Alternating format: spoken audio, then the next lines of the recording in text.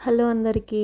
మా ఊరు అంటే చింతలకోటి గరువులో వేయించేసి ఉన్న శ్రీ శ్రీ కొండాలమ్మ తల్లి అమ్మవారి జాతర గురించి తెలుసుకుందామా? నా వీడియోని మీరు ఫస్ట్ టైం చూస్తున్నట్లయితే ప్లీజ్ సబ్స్క్రైబ్ చేసుకోండి. అప్పుడే మీకు ఇలాంటి మంచి వీడియోస్ అనేవి అందుతాయి. ప్రతి ఊర్లో జాతర అంటే సంవత్సరానికి ఒక్కసారి జరుగుతాయి. కానీ చింతలకోటి గరువులో జాతర అంటే సంవత్సరానికి 2 సార్లు జరుగుతాయి. సంక్రాంతి మాసంలో మావళ్ళమ్మ అమ్మవారిది, ఉగాది రోజున శ్రీ కొండాలమ్మ అమ్మవారి జాతర జరుగుతాయి. మావళ్ళమ్మ అమ్మవారు మా ఊరి గ్రామ ఆడపడుచు, కొండాలమ్మ అమ్మవారు మా ఊరి గ్రామ దేవత. ప్రతి సంవత్సరం ఉగాది రోజున కొండాలమ్మ అమ్మవారి జాతర అయితే అంగరంగ వైభవంగా జరుగుతుంది. కొండాలమ్మ అమ్మవారు చాలా మహిమగల దేవత అండి. ఎంత మహిమ అంటే ఇక్కడ ఈ అమ్మవారి జాతర చందాలతో చేరు. ప్రతి సంవత్సరం ఒక్కొక్క భక్తుడు మొక్కుకుని అమ్మవారి జాతర అనేది అంగరంగ వైభవంగా నిర్వహిస్తారు. ప్రతి గ్రామాన్ని కాపాడి సంరక్షించడానికి ప్రతి గ్రామంలో ఒక గ్రామ దేవత అయితే ఉంటారు. మా ఊరి గ్రామ దేవత కొండాలమ్మ తల్లి.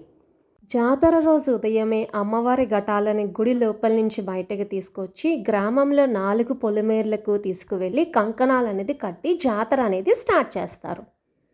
అమ్మవారు పొలిమేరలో ఉదయమే తిరుగుతున్నప్పుడు భక్తులందరూ అమ్మవారికి పసుపు నీళ్ళు వేసి నమస్కారాలు చేసుకుని అమ్మవారి ఆశీర్వాదం తీసుకుంటారు. జాతర మొదలైన అనంతరం గ్రామస్తులందరూ అది అమ్మవారికి నైవేద్యాలు సమర్పించి వాళ్ళ మొక్కుల ప్రకారం అమ్మవారికి మేకపోతులను కూడా బలి ఇస్తారు.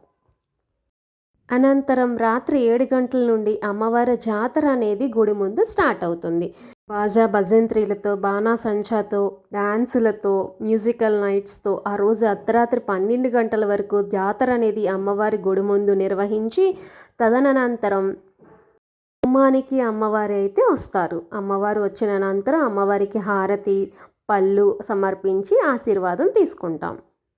ప్రతి ఒక్కరూ ముందుగానే ఒక బియ్యపు పిండి ప్లేట్ని అయితే సిద్ధం చేసుకొని పెట్టుకుంటారు. అమ్మవారు తమ ఇంటికి వస్తున్న సమయంలో ఆ ప్లేటును కూడా తీసుకుని వస్తారు. ఘటాలు పట్టుకున్న వాళ్ళకి ఆ బియ్యపు పిండి ప్లేట్ని ఇస్తారు. వాళ్ళు నృత్యం చేస్తూ ఆ బియ్యపు పిండిని అయితే విరజిల్లుతారు. ఎందుకంటే తమ ఇంటికి ఎటువంటి దుష్ట శక్తులు అనేది రాకుండా కాపాడాలని ఒక చిన్న భావంగా భావిస్తారు. చిన్నపిల్లల నుండి పెద్దవాళ్ళ దాకా అందరూ ఆనందిస్తూ రోజంతా అమ్మవారితో గడుపుతారు.